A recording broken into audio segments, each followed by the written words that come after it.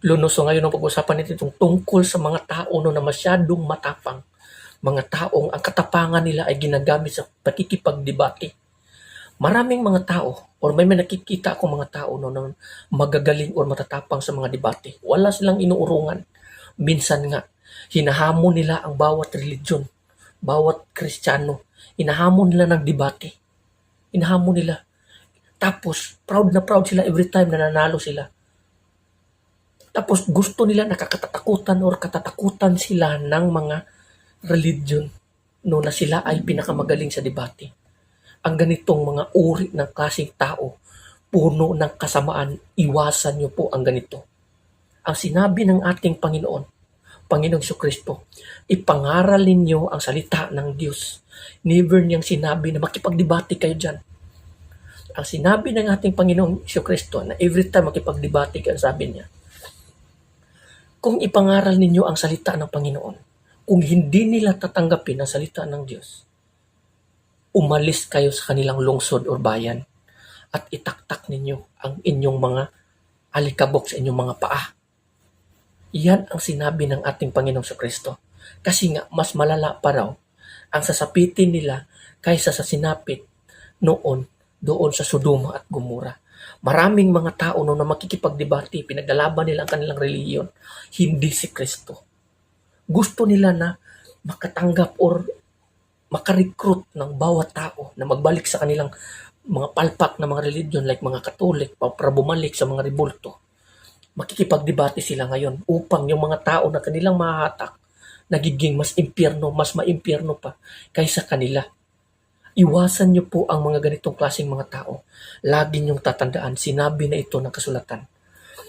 Iwasan ninyo ang pagkikipagdebate kasi hindi ito nakakabuti sa inyo.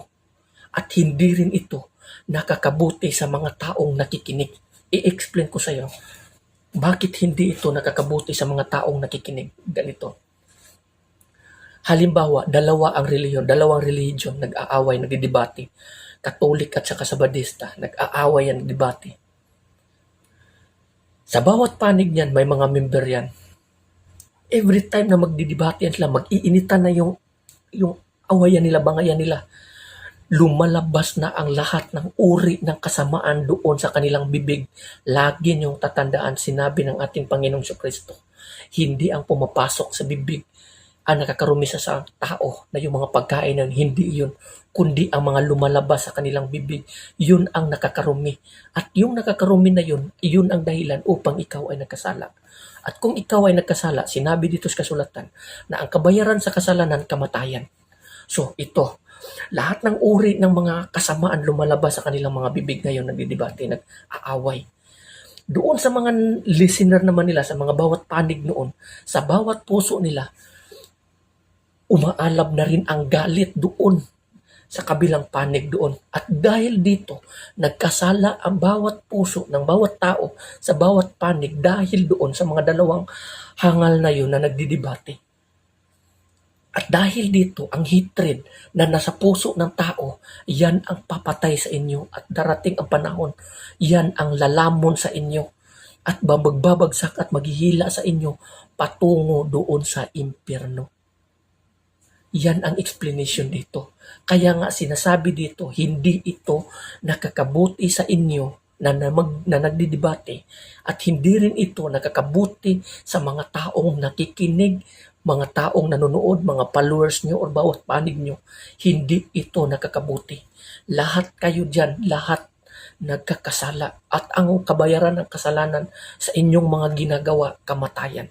Iwasan niyo po ang ganitong klaseng uri ng kasamaan na akala niyo ito ay kalooban ng Diyos na mananalo kayo sa debate. Pinapakinggan na kayo ng Panginoon at inaakala niyo na every time na mananalo kayo sa debate, matuwid na kayo sa Panginoon.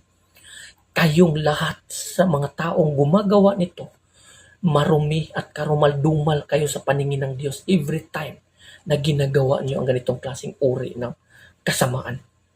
Gumising kayo. Gigising kayo pagdating ng araw, doon kayo gigising o mamumulat sa impyerno. Kung hindi kayo gigising. Kung kayo naman na mga taong debater, Ito kasi mga ganitong klaseng mga tao na nagdidebate, ito yung mga taong hypocrites na nagkukunwari na alam nila ang kasulatan pero hindi nila alam ang katotohanan. Binabasa Binabasa lang nila ang kasulatan, ngunit hindi sinusunod ang katotohanan. Hindi nila alam na sinasabi diyan sa kasulatan na kung ikaw ang dahilan na kakasala ang bawat tao, mas mabuti pa sa iyo na talian ng galingang ng bato yung liig mo at itapon doon sa ilog o sa dagat.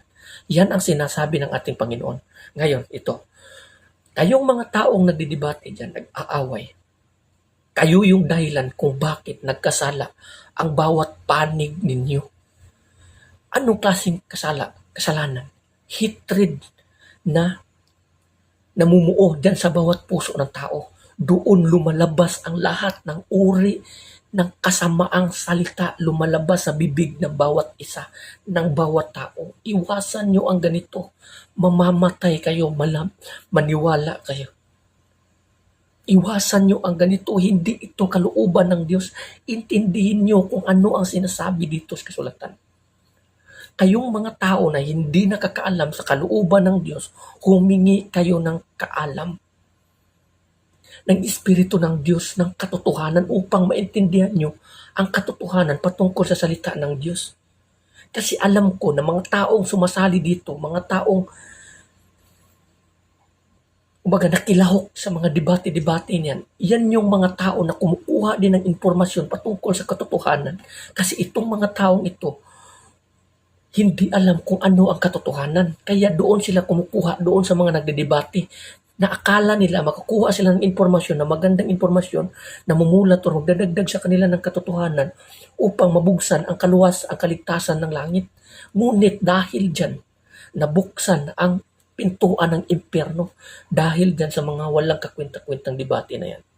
Kaya iwasan niyo po ang ganitong klaseng uri. Mapapahamak kayo, believe me. Lahat dito, nakasaad yan sa kasulatan sa Biblia. Maraming mga tao na napaka-proud at tapang. Kasi nga, kinatatakutan sila sa mga ganitong mga religion. Kasi magaling sila mga debate. Lahat, obserbahan nyo po ang ganyang klaseng uri ng kasamaan. Kung hindi kayo mumulat, hindi kayo gigising kayo pagdating ng araw. Doon sa apoy ng impyerno. Lagi niyong tatandaan, ang puot ng Diyos mananatili doon sa mga taong gumagawa ng kasamaan. Mga taong hindi nananatili sa salita ng Diyos. Mga taong hindi sumusunod kung ano ang kalooban at kautusan ng ating Panginoong Jesucristo. Lagi niyong tatandaan, ipapahamak kayo kung hindi kayo gigising sa mga ganitong klaseng uri. Kung hindi kayo iiwas sa mga tao ng demonyo na ginagamit ni Satanas na itong mga taong demonyo ito. Lagi niyong tatandaan. Kung si Satanas, kaya niya magkunwari tulad ng isang anghel ng liwanag upang linlangin ang buong mundo.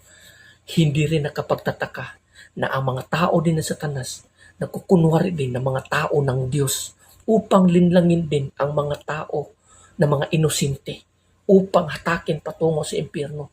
Lagi niyo tatandaan, kahit si Satanas, alam na alam niya kung ano ang nakasulat sa Biblia at memorado niya yan. Hindi siya makakakuha ng isang tao doon sa mga religious o mga tao, hindi siya makalinlang kung hindi siya gagamit uli ng mga tao na may alam din sa Biblia. Gagamitin niya doon. Pero sarado sa patungkol sa kautusan. Sarado ang isipan nila patungkol sa katotohanan.